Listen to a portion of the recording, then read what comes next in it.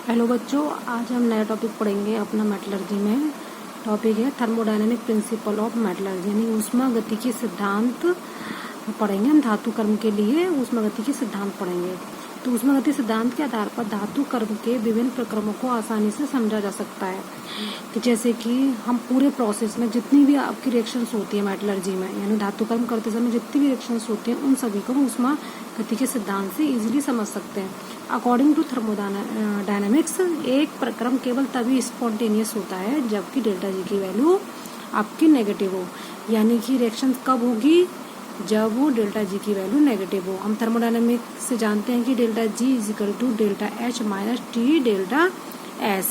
और एक और फॉर्मूला होता है आपका डेल्टा जी बराबर माइनस आर टी लॉग ई के। यहाँ पर आपका यहाँ पर के क्या है? आपका प्रोडक्ट अपॉन रिएक्टेंट का अनुपात को हम क्या बोलते हैं? के बोलते हैं। यानी कि हम क्या बोलते हैं? रिएक्शन कॉफिशिएंट होता है ये। तो डेल्टा जी नेगेटिव होगा तो के का मान पॉजिटिव प्राप्त होगा हमें। अगर हमें डेल्टा जी नेगेटिव चाहिए हमें अपने, तो हमें के की वैल्यू पॉजिटिव में होनी चाहिए। यानी कि अभिक्रिया जो है अभिकारकों से उत्पादों की ओर अग्रसर होगी, क्योंकि के बराबर होता है rate of product formation upon rate of reactant की कंसंट्रेशन डिक्रीज में।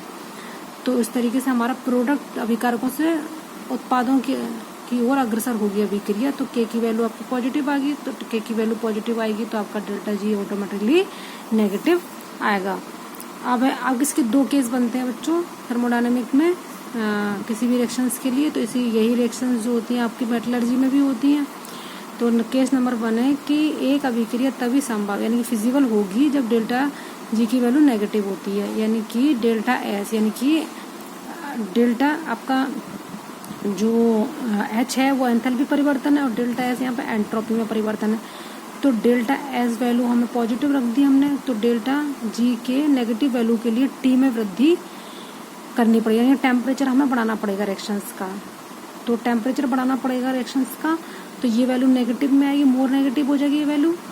ठीक है, तो इस ऑटोमेटिकली डेल्टा जी की वैल्यू आपकी नेगेटिव में आएगी तो होगी। तब टी डेल्टा एस के मान में वृद्धि होगी, तो T delta S greater than होगा डेल्टा एच से, तो डेल्टा जी की वैल्यू आपकी नेगेटिव होगी। तो रिएक्शन आपकी विल बी फिजिबल होगी, रिएक्शन आपकी फिजिबल यानी कि संभव होगी।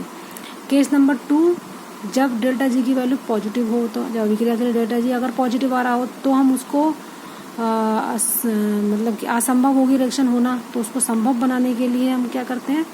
तो अभिक्रिया नॉन फिजिबल होगी अगर डेल्टा जी की वैल्यू पॉजिटिव होगी। तो ऐसी अभिक्रियाओं को एक ऐसी अभिक्रिया के साथ युग्मित यानी कपलिंग की जाती है जिसमें रिडक्शन एंड ऑक्सीडेशन आपका हो रहा हो दोनों में। ठीक है, तो एक निश्चित दिशा में संभव बनाया। एक रिएक्शन ऐसी है जिसके लिए डेल्टा जी की वैल्यू नेगेटिव है और एक रिएक्शन हमारे पास ऐसी है जिसकी डेल्टा वैल्यू क्या है आपकी पॉजिटिव में है। तो उन दोनों रिएक्शन की कपलिंग करा दें, तो जिसके बाद डेल्टा जी का मान इतना अधिक ऋणात्मक हो कि दोनों अभिक्रियाओं के डेल्टा जी के मानों का योग, अगर दोनों अभिक्रियाओं के मानों का योग जोड़ने पर नेगेटिव आ जाए, तो इस प्रकार युग्मित यानी कपलिंग को तो वो रिएक्शन संभव हो जाएगी आपकी। तो इस प्रकार के युग्मन यानी कि कपलिंग को हम एलिंघम आरेख के द्वारा, एलिंघम डायग्राम के द्वारा आसानी से समझ सकते हैं। आपके कोर्स में इतना डिटेल में नहीं है एलिंघम डायग्राम, लेकिन आपको थोड़ा बहुत पता होना चाहिए कि एलिंघम डायग्राम होता है क्या बच्चों।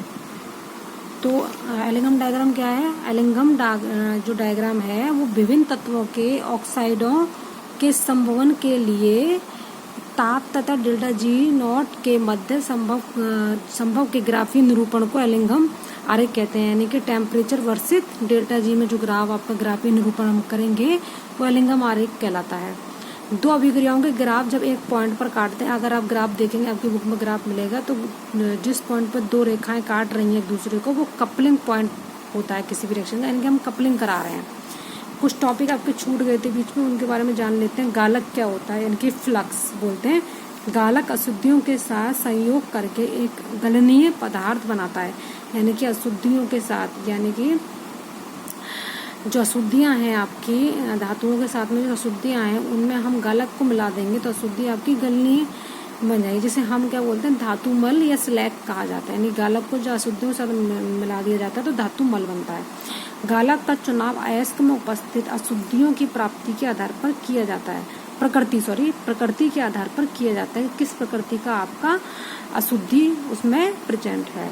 नंबर 1, यदि अयस्क में क्षारीय अशुद्धि होती है जैसे FeO, CaO, अगर क्षारीय अशुद्धि है आपकी अयस्क में तो उसको हम कैसे, तो अम्लीय गालक का यूज करेंगे उसके ट्रीटमेंट के लिए, जैसे SiO2 का उपयोग करेंगे। जैसे FeO की रिएक्शन SiO2 से कराएंगे तो FeSiO3 बनेगा जो धातुमल कहलाएगा या स्लैग कहलाएगा। ऐसे हम कैल्शियम ऑक्साइड से कराएंगे तो क्या बनेगा, CaSiO3, वो धातुमल कहलाएगा। नंबर 2 क्या है, यदि अयस्क में अम्लीय अशुद्धियां जैसे कि SiO2, P2O5 आदि उपस्थित होते हैं तो उनको हम क्षारीय गालक उनमें मिलाते हैं, जैसे कि CaO कैल्शियम ऑक्साइड या लाइम वाटर का उपयोग किया जाता है। जैसे SiO2 प्लस CaO रिएक्शन करेंगे तो CaSiO3 स्लैग या धातुमल बनाएंगे।